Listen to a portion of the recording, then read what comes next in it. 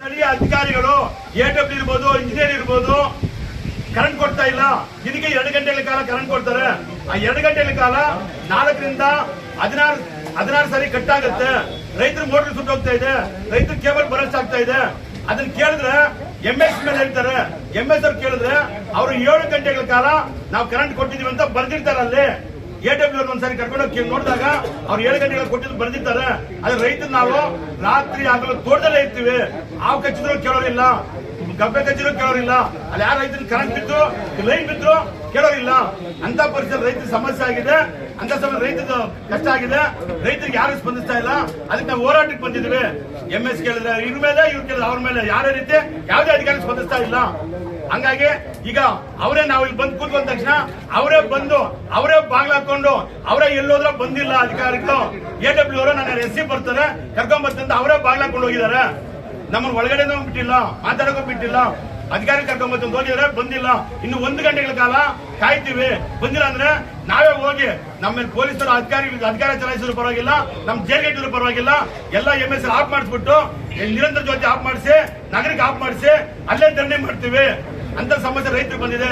ನನ್ನ ಹೆಂಡತಿ ತಾಲೆ ಚಂದ ನಾನೇ ಅನುಮಾನ ಇಟ್ಟು 5 ಎಕರೆ ಬೆಳೆ ಮಾಡಿದೀನಿ. ಇವ್ರು ಕುಡಿದೋ ಕರೆಂಟ್ ಕೊಡ್ತಾರಂತ ಕೊಟ್ಟಿಲ್ಲ.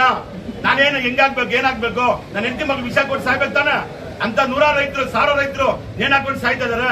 ಅಂತ ಪರಿಸ್ಥಿತಿ ತಾಲೂಕಲ್ಲಿ ಬಂದಿದೆ. ಅದಕ್ಕೆ ಯಾರು ಸ್ಪಂದಿಸ್ತಾ ಇಲ್ಲ. ಅದಕ್ಕೆಲ್ಲರೂ ಅಧಿಕಾರಿಗಳಿಂದ ಎಚ್ಚೆತ್ತು ರೈತರು ಸ್ಪಂದಿಸಬೇಕಂತ ಕೇಳ್ತಾ ಇದ್ದೇವೆ. ಮಾಧ್ಯಮ ಮಿತ್ರರಲ್ಲಿ ಮಾಡ್ತಾ ಇದ್ದೇವೆ. ದಯವಿಟ್ಟು ಬಿತ್ತರಿಸಿ ನಮ್ಗೆ ಸಹಕಾರ ಕೊಡ್ಬೇಕಂತ ತಮ್ಮಲ್ಲಿ ಮನವಿ ಮಾಡ್ತಾ ಇದ್ದೇವೆ.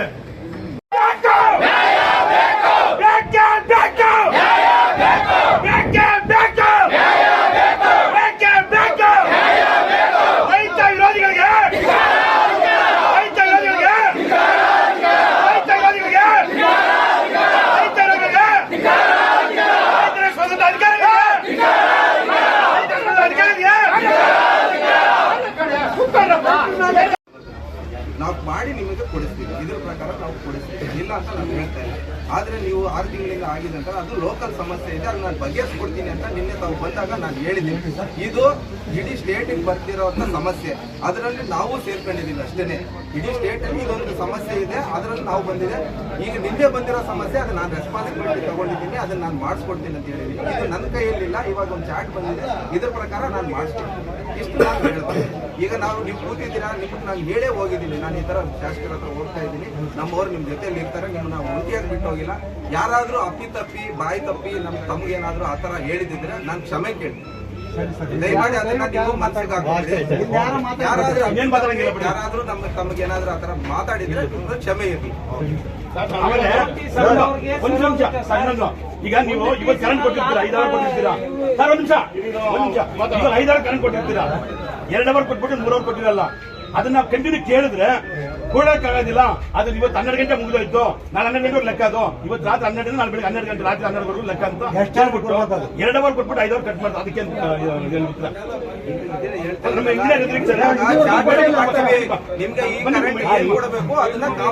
ಸಾಲ ಬೇಕು ನನಗೆ.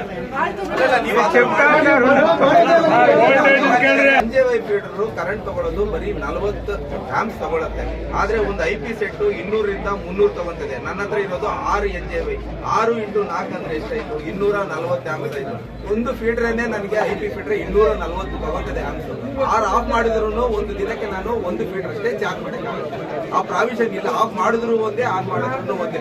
ಹಾಗಾಗಿ ನಾವು NJY ನ ಆಫ್ ಮಾಡಿ ಕೊಡೋ ಪರಿಸ್ಥಿತಿ ನಮ್ಮಲ್ಲಿ ಇಲ್ಲ. ಅದು ಆಫ್ ಮಾಡಿದ್ರು ಟೌನ್ ಅಷ್ಟೇ. ನಮ್ಮಲ್ಲಿ ಅಷ್ಟು ಇಂಡಸ್ಟ್ರಿ ಇಲ್ಲ, ಅಷ್ಟು ಕಮರ್ಷಿಯಲ್ ಇಲ್ಲ. ನಮ್ಗೇನ್ ಬಡ ಮನೆಗಳೇ ಇರೋದು, ಅವ್ರು ಎಷ್ಟು ಯೂಸ್ ಮಾಡ್ತಾರೆ ಕಮ್ಮಿ. ಅದು ಆಫ್ ಮಾಡಿದ್ರು ರೈತರಿಗೆ ಪಂಪ್ ಸೆಟ್ಗೆ ಕರೆಂಟ್ ಕೊಡಕ್ ಆಗಲ್ಲ. ಆ ಪ್ರಾವಿಷನ್ ಇದ್ರೆ ನಾವು ಆಫ್ ಮಾಡೇ ಕೊಡ್ತಿದ್ವಿ. ತಮ್ಮನ್ನ ಇಲ್ಲಿ ತನಕ ಕರ್ಸ್ಕೊಳ್ಳೋ ಅವಶ್ಯಕತೆ ನಮ್ಗೆ ಇರ್ಲಿಲ್ಲ. ಇವಾಗ ನಾವು ಚಾರ್ಟ್ ಇದೆ, ಅದ್ರ ಪ್ರಕಾರ ನಾವು ಮೇಡಮ್ ಅವರು ನಾವು ಕೂತ್ಕೊಂಡು ವರ್ಕೌಟ್ ಮಾಡ್ತೀವಿ. ಅದ್ರ ಪ್ರಕಾರ ನಿಮ್ಗೆ ಇವತ್ತಿನ ಪವರ್ ಸಪ್ಲೈ ಏನ್ ಕೊಡ್ಬೇಕು ಅಂತ ನಿಮ್ಗೆ ನಿಗದಿ ಮಾಡಿ ಕೊಟ್ಬಿಡ್ತೀವಿ. ಈಗ ಇಷ್ಟು ಗಂಟೆಗೆ ಇದ್ರ ಪ್ರಕಾರ ಇಟ್ಕೊಳ್ಳಿ ಅಂತ ಕೊಡ್ತೀವಿ. 7 ಅವರ್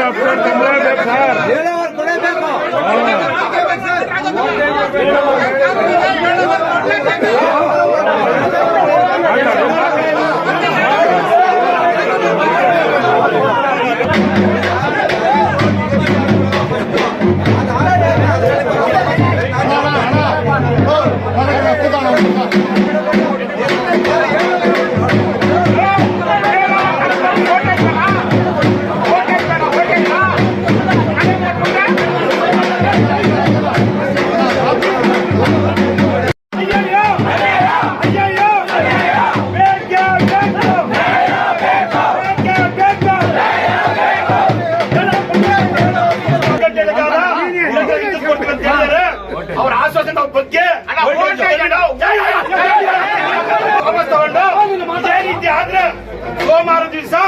ಮನೆ ಮನೆಗೂ ಹಳ್ಳಿಗೂ ನಾವೇ ಆಟೋ ಪ್ರಚಾರ ಮಾಡಿಸಿ ಜನ ಸೇರಿಸಿ ಇಲ್ಲ ನಮ್ಮ ಹೆಣ ಬಿಡ್ಬೇಕು ಇಲ್ಲ ಕರೆಂಟ್ ಕೊಡ್ಬೇಕು. ಅದಕ್ಕೋಸ್ಕರ ಇವತ್ತು ಸರ್ಕಾರಿ ಇನ್ಸ್ಪೆಕ್ಟರ್ಗೆ ಈವರೆಗೆ ಎಡಿಎಂಗೆ ಗೌರವ ಕೊಟ್ಟು ನಾವು ದಂಡ ವಾಪಸ್ ತಗೊಂತಾ ಇದೀವಿ. ಇವತ್ತಿಂದ ಕರೆಂಟ್ ಕೊಡ್ತಾರೆ ನಂಬಿಕೆ ಇದೆ. ಕೊಟ್ಟಿಲ್ಲ ಅಂದ್ರೆ ಸೋಮವಾರ ನಾನೇ ಆಟೋ ಕಳಿಸ್ತೀನಿ, ಜನ ಸೇರಿಸ್ತೀನಿ. ಅದೇನು ನಮ್ಮ ಹೆಣ ಬಿಡ್ಬೇಕು ಇಲ್ಲ ಕರೆಂಟ್ ಕೊಡ್ಬೇಕು.